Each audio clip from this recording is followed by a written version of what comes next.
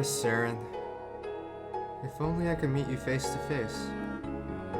Seeing your beauty with my own eyes would make me so oh! I didn't notice you there. How long have you been standing there? No, never mind that. I told you we'd meet again, didn't I? It's good to see you, dear friend. Now tell me, when is the last time you've read a book, It's probably been a while, hasn't it? No time for such a thing between slaying monsters, I suppose. But it's a good thing I'm here, or else you'd probably become illiterate. Let's take a walk, shall we?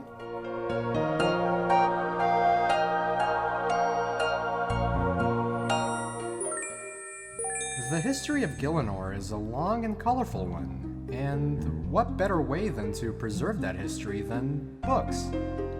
A wise man once said, "The world is a book, and those who do not travel read only one page." And I have to agree. For those who weren't around to see the events of the past, books are the next best thing to relive those events. No matter the impact, fact or fiction, big or small, one can get lost in even the shortest story. So I thought today we'd look through some of my favorites, and even visit the areas related to the books. Guthix willing, of course. So, shall we begin?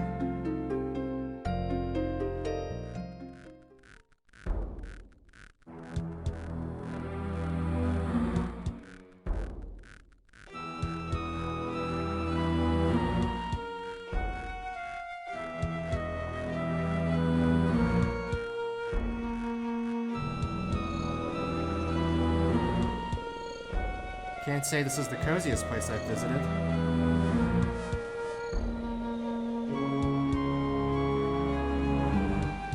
I assume this is the manor?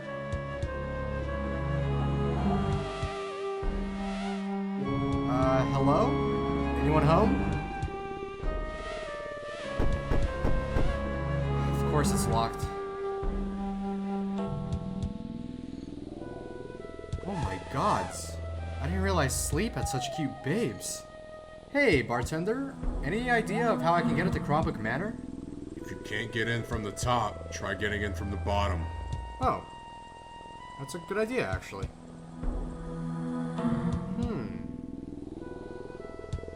Bottom, huh?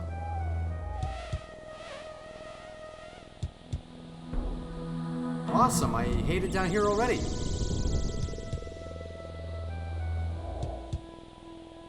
That better not be barrels of blood. Okay, here we... What was that? You rocked it in battle. Please let the book be upstairs. Now, if I was a book, where would I be? Oh. Let's get the fuck out of here. Finally, we can read the damn thing. Where's your god now?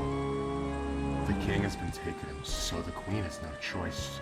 She'll surrender the capital, causing the fighting to stop and the killing to begin. Those who resist will be enslaved, especially the pious. They taste the best, or so I've heard. I'll ask you again, where's her god now? My word is law. Very few question it Justicar, for we speak the voice of Saradomin. And I'll inform my squadron that he's abandoned us. We've blued our armor, but there'll be no need to dye our fabrics, for the war has stained them a dark crimson already. At dusk we'll march on Dracon's host and bend the knee. My squadron will pay the price, and I'll become a general to a god who provides. I sense that some do not believe in this cause. Some say the enemy won't take us in. I've but 2 loyal confidants left. In Sela, our ballistics expert, and Otrava, our squadron's healer. They'll stick with me until the end, and woe to those who have yet to lose their faith. I've heard that the Lord of Vampirium impales dissenters. I'll show him such devotion and obedience he'll have no choice but to take us in. The dark times have only just begun. I'll make Saradomin rude the day he turned his back on us. His dark self accepted our offering. My sisters and I have been tasked with clearing out the hamlets and leading the cattle right into the heart of his host of vampires. Our armor is black, and her cloth in crimson, but they still know a Justicar when they see one, and they know it would be heresy to defy me. A small hermitage to the northeast of the capital is our next target. while our master moves farther south. As a trio, we move quickly, and soon Hollowvale will be a name forgotten in time, covered by the grand shadow of our new god. How did my voice do that? Okay. Let's move on, shall we?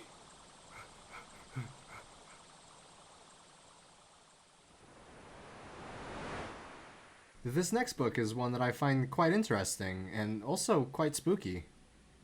Titled Imcandoria's Fall, transcribed by the wonderful Freya, the book talks about the fall of the Imcando dwarves.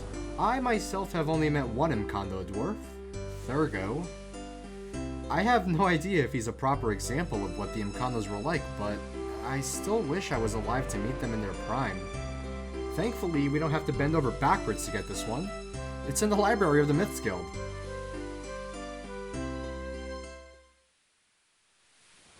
Don't be weird in front of Freya. Don't be weird in front of Freya. Don't be weird in front of Freya. Oh, hi, Freya. Fuck! If only I can... Oh, there it is. Now all we gotta do is find a cozy place to read it. This spot should do just fine.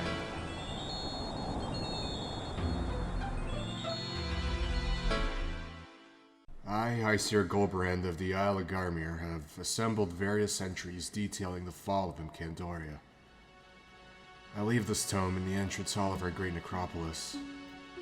Heed my warning, reader, and do not travel into that frozen wasteland. All that awaits is death. One of the acolytes discovered a strange idol along the beach today.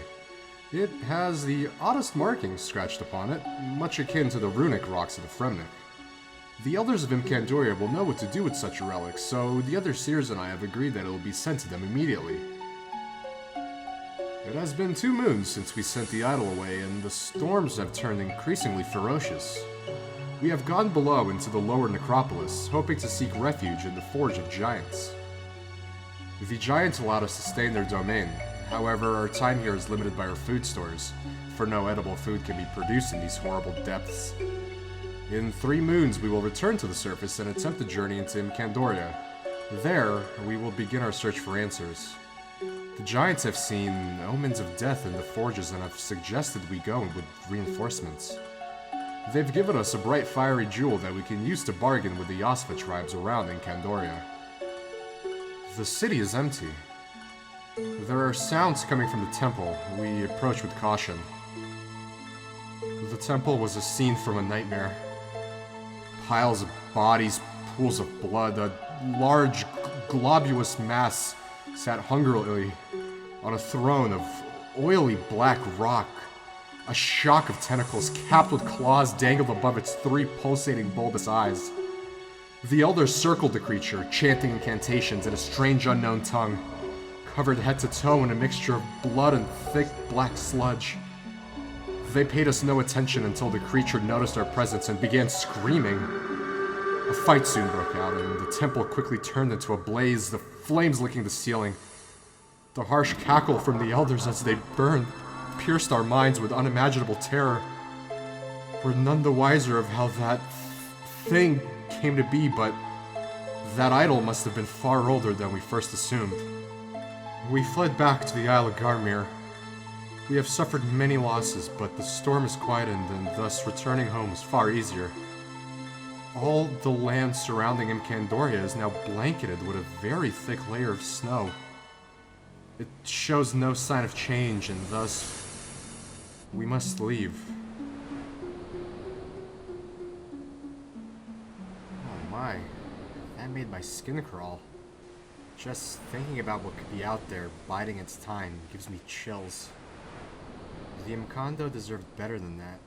I wish I could have helped somehow. I hope whatever they saw is long dead, or at least unaware of the rest of us. Gods know what we'd do if it turned its eyes on us. Now that I think about it, when I was exploring Great Korend, I came across a ruined fishing hamlet just east of the camp outside Wintertoe.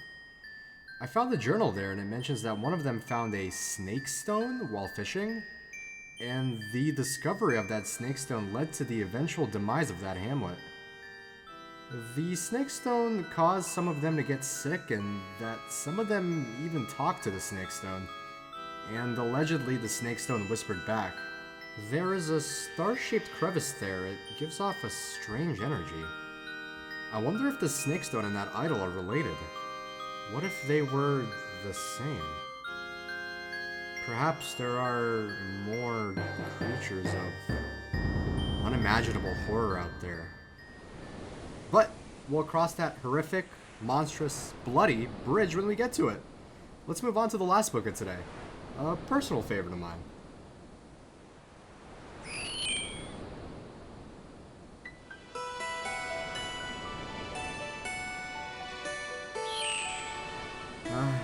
Isn't nature beautiful?